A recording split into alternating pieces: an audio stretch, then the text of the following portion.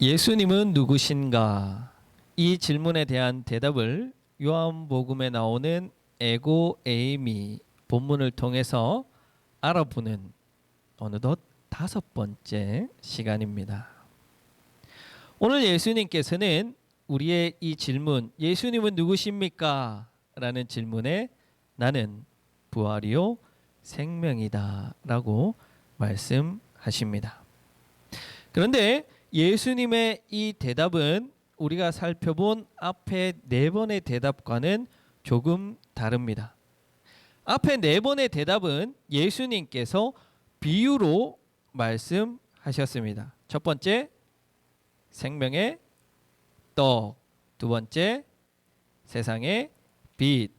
세 번째, 양의 문. 네 번째, 선한 목자. 여러분, 이것은 다 비유입니다. 예수님께서 실제로 떡이다 아니죠? 예수님께서 실제로 양을 치는 양치기다 아닙니다.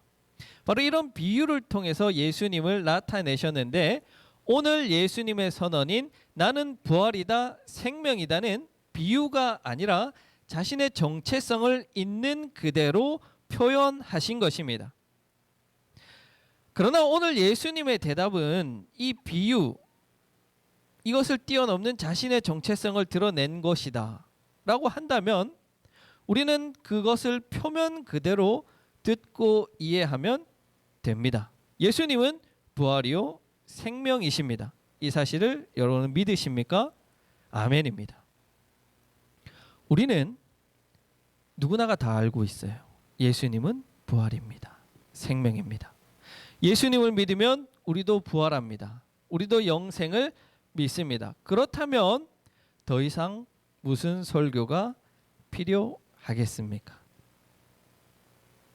하지만 오늘 예수님의 말씀에는 이렇게 표면적으로 드러난 의미가 아니라 그 이면에 또 다른 의미를 내포하고 있습니다. 그것은 나사로를 죽고 살리신 사건 속에서, 그 과정 속에서 잘 나타나 있습니다. 그래서 우리는 이 사건을 통해서 예수님께서 말씀하시는 이 대답이 오늘날 우리에게 어떤 의미로 다가오는지에 대해서 함께 살펴보기를 원합니다. 예수님께서 부활이요 생명이라는 이 대답을 하신 배경에는 나사로의 죽음과 다시 살아난 사건이 있습니다. 이 사건의 한 가운데 예수님의 선언인 나는 부활이다, 생명이다라는 선언이 있기 때문에 이 나사로 이야기를 우리는 자세히 살펴볼 필요가 있습니다. 가난한 자의 집이라는 뜻의 베다니라는 동네에는 예수님과 아주 가까운 사이였던 남매가 살고 있었습니다. 나사로, 마르다, 마리아. 바로 이 세 남매가 베다니에 살고 있었습니다. 이 동네의 이름에도 알 수 있듯이 이 동네는 참 가난하고 불쌍한 자들이 모여서 사는 동네입니다.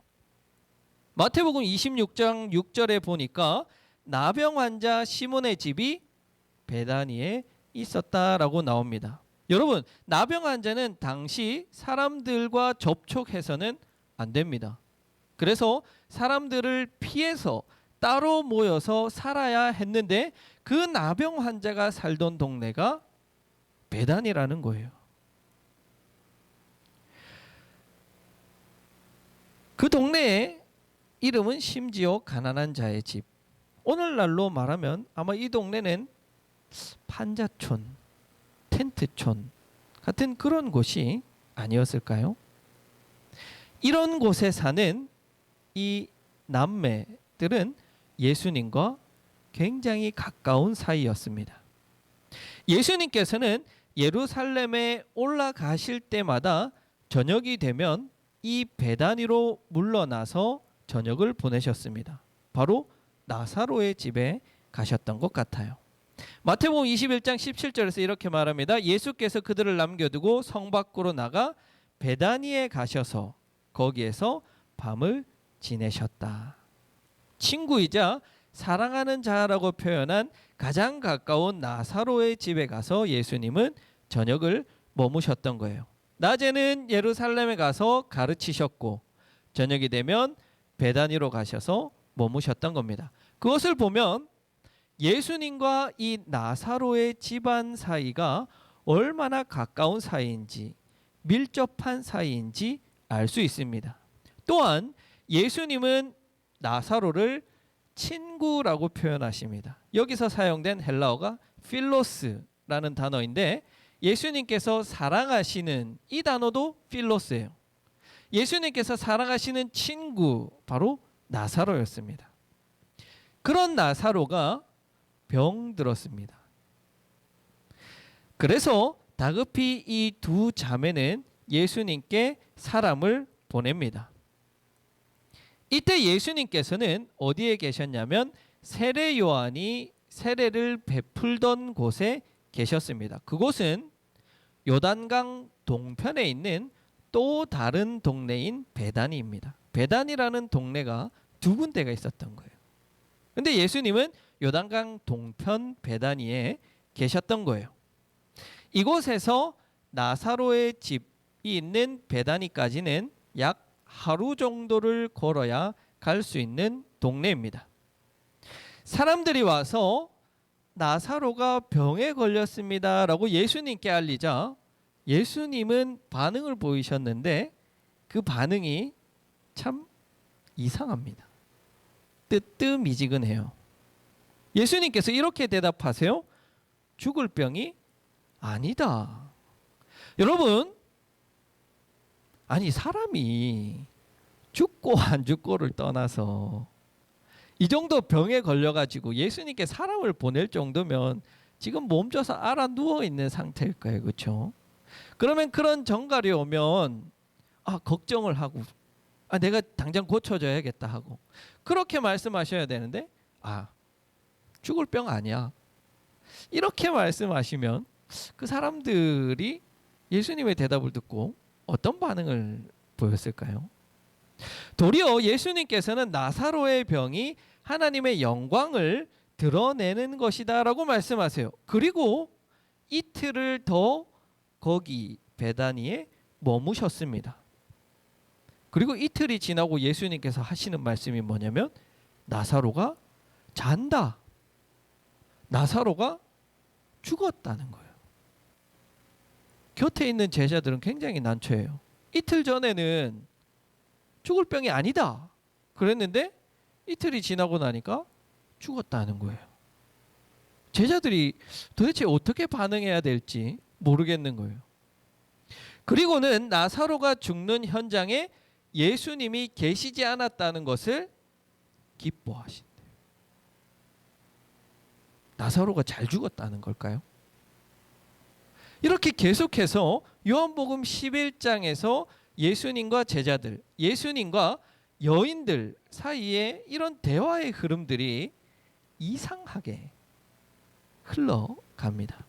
그리고는 시간을 얼마나 더 지체하셨는지 베다니에 도착하니까 이미 나사로가 죽은 지 4일이나 지났다라고 이야기합니다. 여러분, 아무리 천천히 걸어도 이틀이면 갈 거리를 예수님은 4일 만에 가신 거예요. 도대체 어디를 다니시다가 가셨는지는 나오지 않지만 그렇게 천천히 예수님은 나사로의 시체가 썩어서 냄새가 나는 그때야 비로소 나사로가 있는 베다니에 가셨다는 거예요. 이런 예수님이 오셨다는 소식을 듣고 매사에 열심히 하는 접대를 잘하는 마르다가 버선발로 마을 어귀까지 뛰어나가서 예수님을 영접합니다. 그리고 예수님께 말합니다. 예수님께서 여기에 계셨더라면 우리 오라버니가 죽지 않았을 텐데요. 이렇게 말하는 마르다의 심정을 생각해 보면 아마 예수님 그 옷자락을 붙잡고 엉엉 울지 않았을까요? 울면서 그렇게 매달렸을 거예요. 그러는 가운데서도 마르다는 고백해요. 예수님께서 구하시는 것은 하나님께서 다 들어주실 줄 믿습니다 라는 고백을 해요. 이 고백에 예수님께서 대답해요. 나사로가 다시 살아날 것이다. 선언하셔요. 이 선언을 들은 마르다가 다시 대답합니다. 뭐라고 하냐면 마지막 날에는 부활할 줄 제가 믿습니다. 이 선언 다음에 예수님께서 말씀하시는 거예요. 나는 부활이요 생명이니 나를 믿는 자는 죽어도 살겠고 살아서 나를 믿는 자는 영원히 죽지 아니하리니. 재밌는 것은 이 소식을 또 들은 마리아가 나와서 똑같은 말을 해요. 예수님이 여기 계셨다면 내 오라버니가 죽지 않았을 텐데요. 이 말 다음에 예수님께서 가셔서 나사로를 다시 살려내십니다. 자, 여러분, 제가 이 나사로 이야기를 전체적으로 들려드렸는데 흐름이 또 예수님의 반응이 또 제자들과 여인들의 말과 이 대화가 맞지 않아요. 서로 초점이 조금씩 다른 말을 계속해서 하고 있는 것 같아요. 그래서 오늘 여러분들이 집에 돌아가셔서 요한복음 11장을 다시 한번 읽어보시는데 바로 이 두 가지를 초점에 두고 읽어보세요. 하나는 예수님과 제자들 그리고 예수님과 여인들의 대화에 그 초점이 미묘하게 맞지 않아요. 그 대화의 초점이 계속해서 달라요. 그래서 이 다른 초점, 이들이 어떤 것을 초점에 두고 서로 다르게 이야기하는가, 이것에 맞추어서 읽어보시고요. 또 하나는 제자들과 여인들이 예수님에 대해서 오해하고 있어요. 잘못 알고 있어요. 그것이 요한복음 11장에서 계속해서 나옵니다. 예수님을 오해하고 있는 것. 이 두 가지를 초점에 맞추어서 한번 읽어보세요. 바로 이 맞지 않는 초점, 이 대화, 이것 속에서 예수님께서는 자신이 부활이요 생명이라는 것, 그것을 대답하기 위한 변주곡, 전주곡으로 이 대화들을 사용하고 계신 거예요. 이 맞지 않는 대화들 속에 예수님은 누구신가? 부활이요 생명이다라는 것에 대답이 들어있는 겁니다. 어떤 대답이냐? 첫 번째, 예수님은 참 생명의 주인이시고 모든 이들에게 생명의 빛을 비추어 주시는 하나님 그분 자체이자 하나님의 아들이다라는 선언이 이 대화 속에 들어 있습니다. 그런데 제자들과 여인들은 이 사실을 오해하거나 제대로 알지 못했습니다. 예수님께서 이틀을 지체하실 때 유대 땅으로 가겠다라고 말씀하세요. 그러자 제자들이 안 됩니다. 예수님 가시면 안 돼요. 말립니다. 왜냐하면 이미 10장에서 예수님께서 맹인을 고치셨을 때 유대인들이 예수님을 죽이려고 돌로 치려는 사건이 있었기 때문에 제자들의 입장에서는 예수님 가면 안 됩니다. 분명히 유대인들이 또 돌로 칠 겁니다. 그렇게 생각을 했던 거예요. 그러자 예수님께서 이렇게 말씀하세요. 지금은 낮이다. 지금은 빛이 있는 시간이다. 그렇기 때문에 내가 다녀도 된다. 이 말씀은 예수님 스스로가 빛이시기 때문에 온 세상을 두루 비추는 빛이 지금 이 땅에 있기 때문에 아직까지 예수님의 그 죽으실 시간이 오지 않았기 때문에 내가 다녀도 된다라고 말씀하신 거예요. 그런데 예수님을 맞이하는 마르다의 말은 이 예수님의 선언, 나는 온 세상을 두루 비치는 생명의 빛이라는 이 선언을 축소시키고 있는 거예요. 예수님께서 여기 계셨더라면 제 오라버니가 죽지 않았을 것입니다. 예수님을 생명의 빛으로는 이해하고는 있어요. 그런데 그 예수님은 시공간에 제약을 받는 분이라고 생각하고 있는 거예요. 그래서 예수님께서 유대 땅에 있어도 지금 이 자리에 있지 않더라도 예수님께서 말씀만 하시면 낫겠습니다라는 믿음이 아니라 여기에 없었기 때문에 생명의 빛이신 주님이 여기 없었기 때문에 나의 오라버니가 죽었습니다 라고 이야기하는 거예요.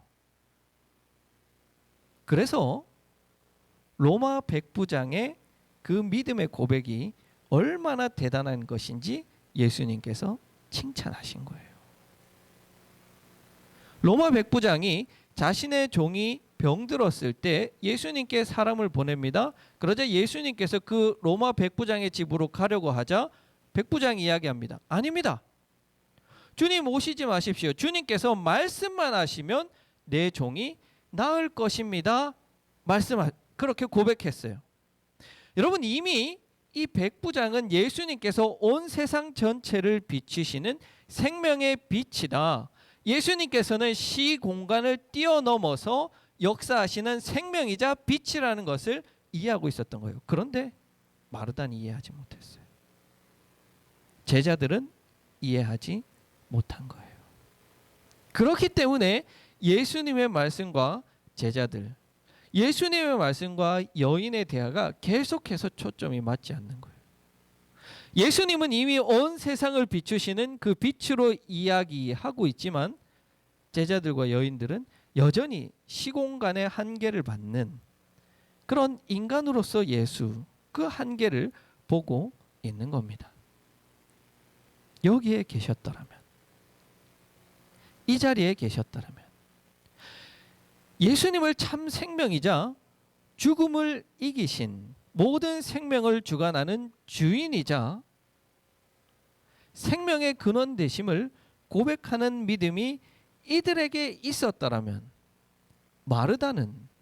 마리아는 예수님을 오해한 이 말을 하지 않았을 겁니다. 우리가 언뜻 보기에 예수님께서 여기에 계셨더라면 우리 오라버니가 살아났을 겁니다. 믿음이 있는 것처럼 보여요. 그런 믿음이 있는 사람, 예수님을 믿는 사람처럼 보여요. 그러나 실상 그 고백은 예수님의 그 신적인 능력, 하나님 되심을 축소시켜버리고 있는 거예요. 온전히 하나님 되심을 이해하지 못하고 있는 거예요.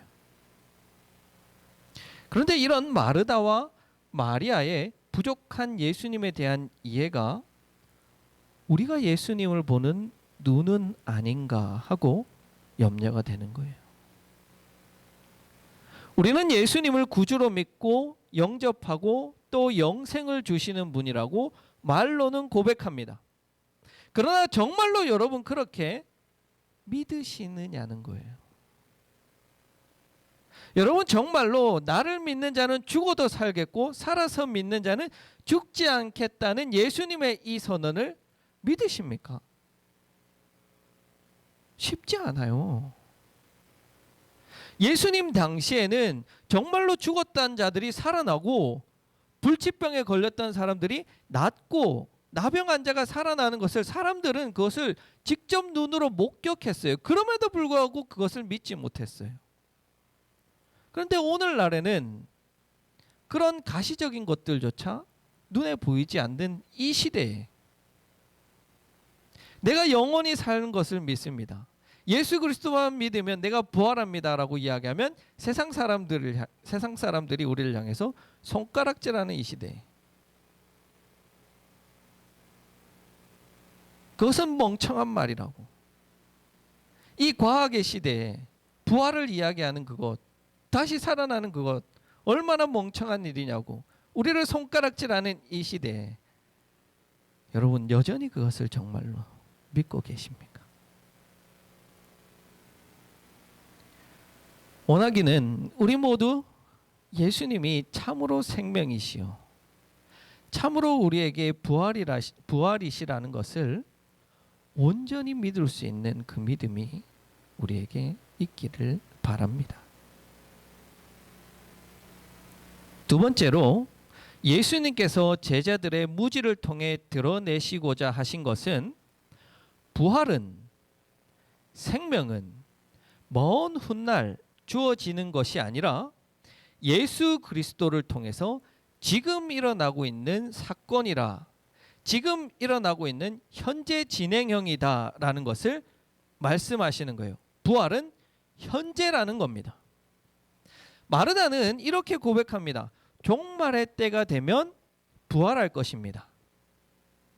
그것은 당시의 유대인들이 유대교적 관점에서 가지고 있던 부활의 이해입니다.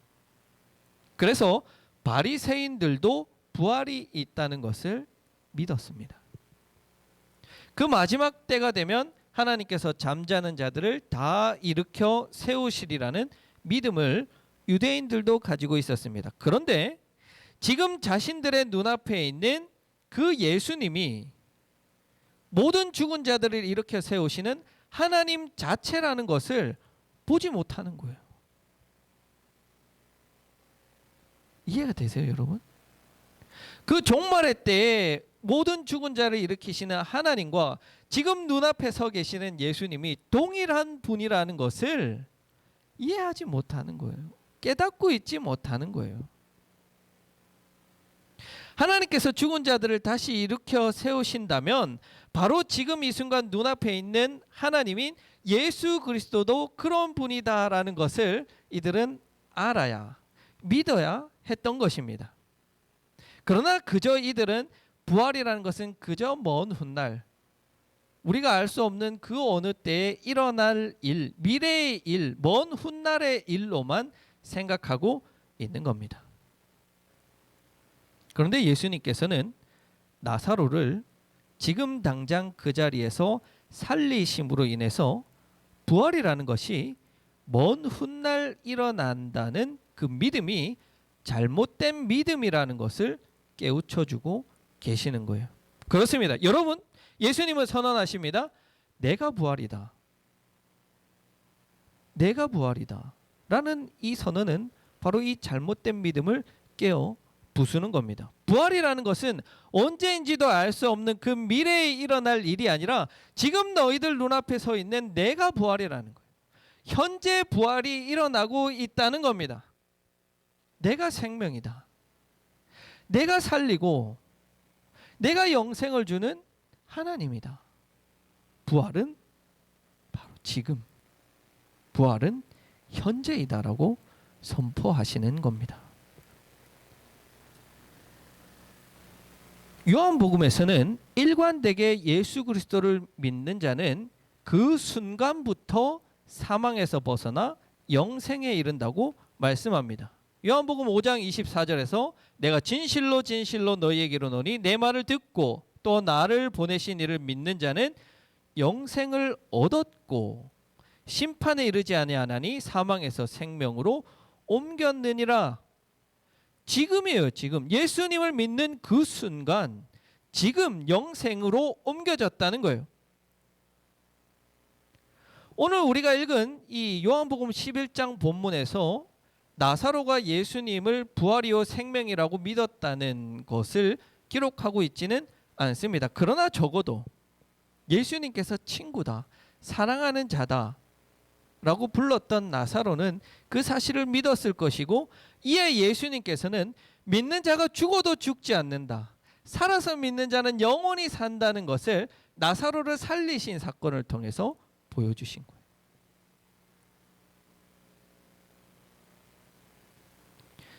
실존주의 철학자이자 많은 신학자들에게 영감을 준 케르케고르는 그의 책 죽음에 이르는 병에서 이렇게 이야기합니다. 조금 어렵지만 잘 이해해 보시면 이해가 됩니다.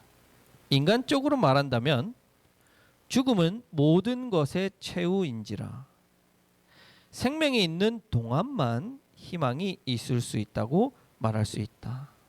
그러나 그리스도적인 의미에서 죽음은 절대로 일체의 모든 것의 최후가 아닌 죽음 또한 일체의 모든 것을 포함한 영원의 생명, 그 내부에 존재하는 아주 작은 일에 불과하다. 죽음은 아무것도 아닌 거예요. 왜요? 우리는 영생을 살기 때문에. 살아서 믿는 자는 죽지 않고 죽어서 믿는 자는 다시 살 것이기 때문에 영원 속에 사는 자들에게 죽음이라는 것은 너무나도 작은 일에 불과해요. 예수 그리스도를 믿는 자들은 지금 부활을 경험하고 지금 영생의 삶을 살고 있는 거예요. 유한한 삶이 죽음으로 끝나고 영원한 삶이 이어지는 것이 아니라 지금 우리의 삶이 영원한 삶을 살고 있는 거예요. 우리는 죽음을 바라며 사는 인생이 아니라 영원을 살고 있는 거예요. 그렇기 때문에 영원을 살고 있는 자들에게 죽음이라는 것은 두려운 일도 아니고 큰 일도 아니에요. 아주 작은 일이. 예수 그리스도께서 부활이요 생명이시기에 우리는 이미 영원한 생명을 가지고 있기 때문입니다. 그 영원한 생명을 가진 자로 살아가기에 담대하고 희망이 있고 복음 전파자로 살아갈 수 있는 겁니다. 나사로가 그랬어요. 다시 살아난 나사로는 절실하게 나는 부활이요 생명이라고 말씀하신 예수 그리스도의 그 말을 다시금 느끼지 않았겠습니까? 그는 그 사실을 감출 수도 없고 전하지 않을 수도 없었어요. 그래서 나사로는 생명이요 부활이신 예수님을 날마다 전했던 거예요. 그래서 많은 유대인들이 나사로를 통해서 예수님을 믿게 되었다라고 말합니다. 심지어는 나사로를 죽이려는 시도가 있었음에도 불구하고 나사로는 그것을 멈추지 않았습니다. 왜요? 영원을 사는 사람에게 죽음이 두렵지 않기 때문이에요. 그것이 영원을 사는 사람의 인생이에요. 죽음이 두렵지 않은데 무엇이 두렵겠습니까? 이것을 경험한 또 다른 사람인 마리아는 12장에 가면 예수님께 비싼 향유를 부어드립니다. 아마 마리아, 마르다, 나사로의 전 재산일지도 몰라요. 아니요, 그것보다 빚내서 샀을지도 몰라요. 그런데 그것을 전혀 아끼지 않고 예수님에게 부어드립니다. 왜요? 영생을 사는 사람에게 그깟 돈 몇 푼이 대수이겠습니까? 그깟 돈이 부활이요 생명이신 예수님께 부어드리는 그 향유가 아깝겠습니까? 그것이 영혼을 사는 사람의 모습인 거예요. 결국 예수님께서 하신 선언, 나는 부활이요 생명이라는 것은 참 생명이요 죽음을 이기시고 모든 이들에게 생명과 부활을 주시는 예수님이 하나님이시다. 생명의 주관자이신 자신이 하나님이시다 라는 선언이고, 내가 하나님 것을 믿으라는 선포이며, 언제 일어날지 모르는 부활이 아니라 지금 부활을 경험하고 지금 너희 앞에 서 있는 내가 부활이다. 그래서 너희의 부활과 영원한 생명은 현재 진행형이다 말씀하고 있는 거예요. 이제 부활이요 생명이신 예수님을 믿는 우리의 삶은 지금 이 순간부터 달라질 것입니다. 달라져야 합니다. 예수님을 오해하고 제대로 믿지 못한 이들을 우리가 반면교사 삼아서 부활이요 생명이신 예수님을 온전히 믿고 바로 지금 이 순간부터 영생을 살아가는 하나님의 자녀들이 되시길 간절히 기원합니다.